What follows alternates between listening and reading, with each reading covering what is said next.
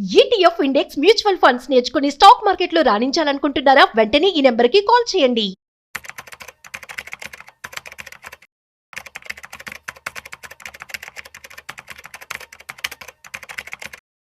నమస్తే, welcome back to Suman TV. ప్రస్తుతం మనతో పాటు ఉన్నారు స్టాక్ మార్కెట్ అనలిస్ట్ సుందరరామరెడ్డి గారు.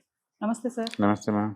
సార్, నాకు స్టాక్ మార్కెట్ పైన అవగాహన లేదు, అసలు ఏమాత్రం నాలెడ్జ్ లేదు. అలానే నాకు రిస్క్ కూడా లేకుండా నేను ఇన్వెస్ట్మెంట్ చేయాలి అంటే ఏమైనా టిప్స్ ఉన్నాయా? టిప్స్ అనే బదులు నాలెడ్జ్ పెంచుకోవటమేనండి. వాళ్ళ ఇప్పట్లో మీరు యూట్యూబ్లో స్మార్ట్ ఫోన్ మీ చేతుల్లో ఉంది అంటే ప్రపంచం మీ చేతుల్లో ఉంది. మీరు ఎలా వాడుకుంటారనేది మీ ఇష్టం. వెల్త్ కాన్షియస్ మైండ్ సెట్ అనుకుంటే అండ్ ఫైనాన్షియల్ లిటరసీ పెంచుకోవటం ఇవాళ రేపట్లో ఈజీ అనమాట.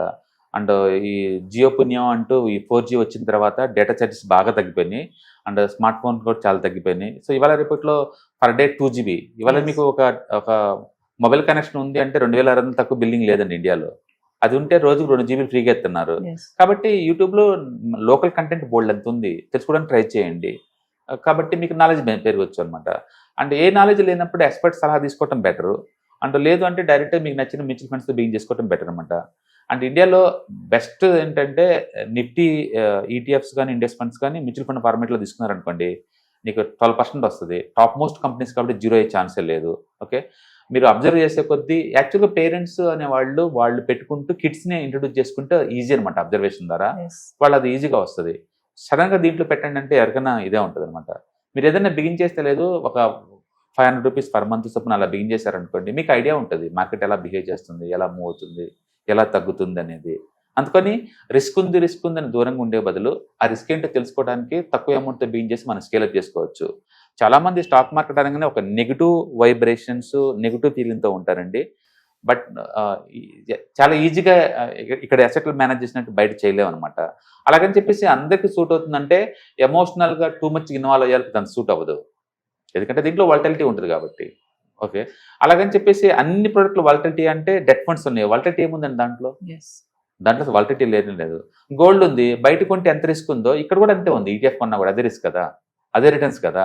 అందుకని ఫిజికల్గా ఉన్న ప్రపంచం అయితే డిజిటల్గా మారుతున్నారు అంతే. అందుకని రిస్క్ లేకుండా మీరు బిగిన్ చేసుకోవాలనుకుంటే మీరు స్ట్రైట్ అవే ఈ నిఫ్టీ ఈటీఎఫ్ ఇండెక్స్ ఫండ్ లాంటివి చేసుకోవచ్చు, లేదా ఒక మ్యూచువల్ ఫండ్ తీసుకోవచ్చు. ఈలోపు మీరు మార్కెట్ గురించి అవేర్నెస్ పెంచుకుంటూ ఉన్నారనుకోండి, అవేంటి, వాటిని ఎలా డీల్ చేస్తారు, మనకు రిస్క్ ఎంత ఉంది, రివార్డ్ ఎంత ఉందో మీకు క్లారిటీ ఉంటుంది. ఏదైనా సరే బ్యాక్ టెస్టింగ్ డేటాని చెక్ చేయడం ద్వారా ఫ్యూచర్లో ఎంత రావచ్చు, ప్రాబిలిటీ ఎంత ఉందో మనం చెప్పుకోవచ్చు అనమాట. నన్నంటే మార్కెట్లో ఎంత రిస్క్ ఉందంటే మార్కెట్లో లేకపోవటం వల్ల ఎక్కువ రిస్క్ ఉందండి. మార్కెట్లో ఉన్నందుకు కాదు, లేకపోవటం వల్ల రిస్క్ ఉంది. ఊహించుకోండి, నేను వరస్ట్ మార్కెట్లో రిటర్న్స్ అంటే నిఫ్టీలోనే వస్తుంది, అది 12% ప్రయాణం చొప్పున వస్తుంది. నాకేమవుతుంది, 12% ప్రయాణం చొప్పున అవుతుంటే బెటరే కదా, బ్యాంక్ డిపాజిట్తో పోల్చుకునే బెటర్, ఇంట్లో వాటితో పెట్టుకున్నా బెటరే. అప్పుడు అందులో రిస్క్ ఏముంది? అది అలా లేకుండా బయట ఉంటేనే రిస్క్ ఉంది. బయట ఖాళీ గుంచితేనే అమౌంట్ రిస్క్ ఉంది. ఎందుకంటే ఇన్ఫ్లేషన్ వల్ల మీకు ఇయర్లీ 6-7% దాకా కోల్పోతారు. ఇక్కడ ఉంటే మీకు వస్తుంది కదా.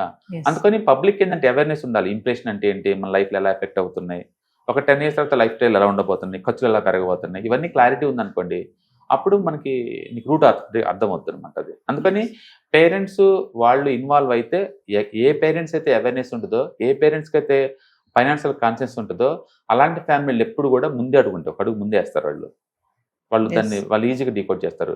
ఎక్కడైతే ఫ్యామిలీలో వాళ్ళ పేరెంట్స్ ఈ ఫైనాన్షియల్ అసెట్స్ని తీసుకోరో వాళ్ళ ఫ్యామిలీ వాళ్ళు మిగతా వాళ్ళు కూడా అంత ఈజీగా తీసుకోరు. అంటే వాళ్ళంతా వాళ్ళు తెలుసుకోవడం చాలా టైం అవుతుంది, ఈ లోపు చాలా టైం అవుతుంది. ఓకే, మేము ఈవెన్ ట్రైనింగ్ ఇచ్చే ప్లేస్లో కూడా మనం చూసుకుంటే ఏజ్ గ్రూప్ అంతా అందరికి ఈక్వల్గా ఉండదు. తక్కువ అంటే 20 ఏజ్ ఉంటుంది, ఎక్కువ అంటే 80 దాకా ఉంటుంది. ఎందుకు ఇంత డిఫరెన్స్ అంటే వాళ్ళకి అవేర్నెస్ రావడానికి అంత టైం పట్టి ఉండొచ్చు, లేదా నేర్చుకునే టైం లేకపోవచ్చు, డిఫరెంట్ రీజన్స్ అయి ఉండొచ్చు. But wealth conscious mind set ఎంత అర్లీ స్టేజ్లో ఉంటే మనకు అంత యూజ్ అవుతుంది.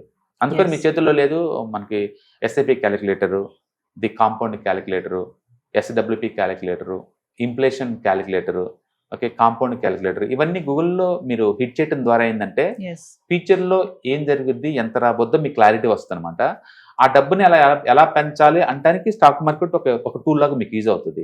అందుకని స్టాక్ మార్కెట్ తెలుసుకోవటం అంటే జస్ట్ స్పెక్యులేషన్ గురించి తెలుసుకోవటం కాదండి, వెల్త్ని ఈజీగా ఎలా మేనేజ్ చేయాలా, మన ఫైనాన్షియల్ గోల్స్ తగ్గట్టు వెల్త్ని ఎలా డిజైన్ చేసుకోవాలా అండ్ ఎలా ప్లాన్ చేసుకోవాలన్నమాట. అందుకని మీకు ఈ పర్సనల్ ఫైనాన్స్లో ఎంతకంత ఐడియా ఉండదు. ప్రతి ఒక్కరికి కావాల్సిన కోర్ సబ్జెక్ట్ అన్నమాట ఈ పర్సనల్ ఫైనాన్స్. అది ఎస్టేట్ మేనేజ్మెంట్, నెక్స్ట్ తరానికి ఆస్తులు ఎలా ఇవ్వాలి, అంటే ఉన్న అసెట్ని ఎలా మేనేజ్ చేయాలి, ఉన్న అసెట్ని ఎలా ప్రొటెక్ట్ చేసుకోవాలి, ఉన్న అసెట్లు ఎలా కొత్త క్రియేట్ చేసుకోవాలి, ఇవన్నీ తెలిసి ఉండాలి. అది Yes. బేసిక్ అన్నమాట.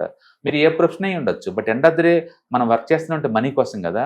ఆ ఉన్న మనీని మీరు మేనేజ్ చేయాలంటే మీకు స్టాక్ మార్కెట్ గురించి అవగాహన ఉండాలి. Yes. అందుకని మార్కెట్స్ అంటే స్పెక్యులేషన్ అనే థాట్ ప్రాసెస్ నుంచి మార్కెట్ అంటే ఉన్న అసెట్స్ని మేనేజ్ చేసుకుంటూ కొత్త అసెట్స్ క్రియేట్ చేసుకోవడం అనే థాట్కి మీరు పోవాల్సి ఉంటుంది అనమాట. ఇవాళ రేపట్లో ETF investments, mutual funds webinars conduct చేస్తారు. అంటే ప్రతి వీడియోలో బోల్డ్ అంత కంటెంట్ ఉంటుంది. రోజుకి అరగంట పావు గంట టైం పాస్ కోసం చూసుకుంటూ ఉంటే లేదు, ఓవర్ పీరియడ్ ఆఫ్ టైంలో మీకు ఆ కాన్షియస్ పెరిగిద్ది అనమాట. Yes. మీరు కూడా బిగిన్ చేస్తారు. అందుకని ఎక్కడో చోట బిగిన్ చేయాల్సిందే మీ ఫ్యామిలీలో ఎవరో ఒకళ్ళు. అంటే మీరు ఎంత త్వరగా బిగిన్ చేసుకుంటే మీకు అంత ఈజీగా ఉంటుంది. అంటే కొత్తగా ఎంటర్ అయ్యే వాళ్ళు సార్ మెంటర్ మానిటరింగ్ అనేది మస్ట్ అంటారా? మస్ట్ అనే బదులు ఈజీ ఏమో అది. మీరు సొంతంగా డ్రైవింగ్ నేర్చుకుంటే 10 సార్లు యాక్సిడెంట్ గుద్ది నేర్చుకునే బదులు ఒక డ్రైవింగ్ స్కూల్లో జాయిన్ చేశారనుకోండి, వాడు క్లియర్గా ఏ పార్ట్స్ ఎలా పనిచేస్తే చెప్తాడు, రోడ్ సిగ్నల్స్ ఎలా ఉండాలో చెప్తాడు. నీకు వేరే వాళ్ళ నుంచి రిస్క్ రానికుండా, నీ వల్ల వేరే వాళ్ళకి రిస్క్ రానికుండా ప్రాపర్గా గైడెన్స్ చేస్తారు కదా. Yes. అందుకని వేరే వాళ్ళ ఎక్స్పీరియన్స్ ఒక 4-5 సంవత్సరాల ఎక్స్పీరియన్స్ మనకు ఫ్రీగా దొరుకుతుంది Yes. మెంటర్ దగ్గర నేర్చుకుంటే. అంతే, అది షార్ట్ కట్ అంతే. బట్ అది నీ హార్డ్ వర్క్ రీప్లేస్ చేయలేదు. Hmm. అంటే చాలా మంది ట్రైనింగ్ అయిపోగానే ఇంకా డబ్బులు వస్తాయి అనుకుంటారు. అది మీ హార్డ్ వర్క్ రీప్లేస్మెంట్ ఏం కాదు. బట్ ట్రైనర్ వాళ్ళకి ఎక్స్పీరియన్స్ని మీకు పాస్ చేస్తారన్నమాట. తద్వారా నీకు రిస్క్ తగ్గుతుంది, తొందరగా బిగిన్ చేస్తారు బిజినెస్ని. అందుకని ఇదే కాదు, ఏ బిజినెస్ అయినా సరే best try to find out one mentor. Yes. ఆ మెంటర్ని, మీకు నచ్చిన మెంటర్ నుండి వాళ్ళని డూప్లికేట్ చేయండి. వాళ్ళ యాక్టివిటీస్ మీరు డూప్లికేట్ చేశారనుకోండి, మీకు అది ఈజీ అవుతుంది. ఇది ప్రతిదీ మన సొంతంగా బిగిన్ చేయాలి, రూల్ ఏం లేదు కదా. Hello viewers, stock market analyst Sundar Rama Reddy గారి ఆన్లైన్ వెబినార్ కి ఎన్రోల్ చేసుకోవాలనుకుంటున్నారా? ఎస్ఐపి ప్లాన్ గానీ, ఫైనాన్షియల్ ప్లానింగ్ గానీ, మరి రిటైర్మెంట్ ప్లాన్ ఎలా చేసుకోవాలి, కిడ్స్ ఉన్నారు, కిడ్స్ కి సేవింగ్ స్కీమ్స్ గానీ, ఇలాంటి డీటెయిల్స్ అని తెలుసుకోవాలనుకుంటున్నారా? మరి ఫీజు వచ్చేసి 4444. మరి కింద కనిపిస్తున్న నెంబర్ కి కాల్ చేసి రిజిస్ట్రేషన్ చేసుకోండి. స్టాక్ మార్కెట్ లో ఫైనల్ క్వశ్చన్, స్టాక్ మార్కెట్ లో ఓవర్ కాన్ఫిడెన్స్ అనేది ఎంతవరకు కరెక్ట్ అంటారు? ఇక్కడ ఓవర్ కాన్ఫిడెన్స్ అంటే అసలు ముందు కాన్ఫిడెన్స్ అంటే ఏంటి? నేను ఈ పని చేయగలుగుతాను అనే నమ్మకం 100% నమ్మకం కదా.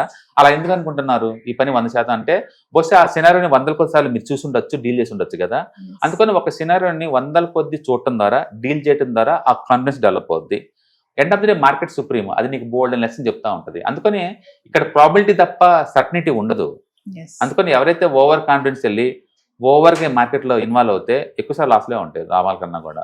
అందుకని ఇది గ్రౌండ్ టు ఎర్త్ యాటిట్యూడ్తో ఉండటం, ప్రతిరోజు నాలెడ్జ్ పెంచుకుంటూ పోవటం, మార్కెట్ ఎన్విరాన్మెంట్ తగ్గట్టు మన స్ట్రాటజీని డిజైన్ చేసుకుంటూ ఉండటం చాలా important. Thank you sir. Hi, stock మార్కెట్లో వాలటిలిటీకి దూరంగా ఉంటున్నారా? పోర్ట్ఫోలియోస్ అన్ని కూడా రెడ్లో ఉండి బ్లీడ్ అవుతున్నాయా? అంటే స్టాక్ మార్కెట్లో ఉండి సస్టైనబిలిటీ ఉన్న బిజినెస్ మోడల్ లాగా, లేదా స్టాక్ మార్కెట్ లాంగ్ టర్మ్లో మంచి వెల్త్ క్రియేట్ చేసుకునేలాగా ప్లానింగ్స్ ఏమైనా ఉన్నాయా? అయితే అలాంటి వాళ్ళ కోసం ఈ ప్రోగ్రామ్ అండి.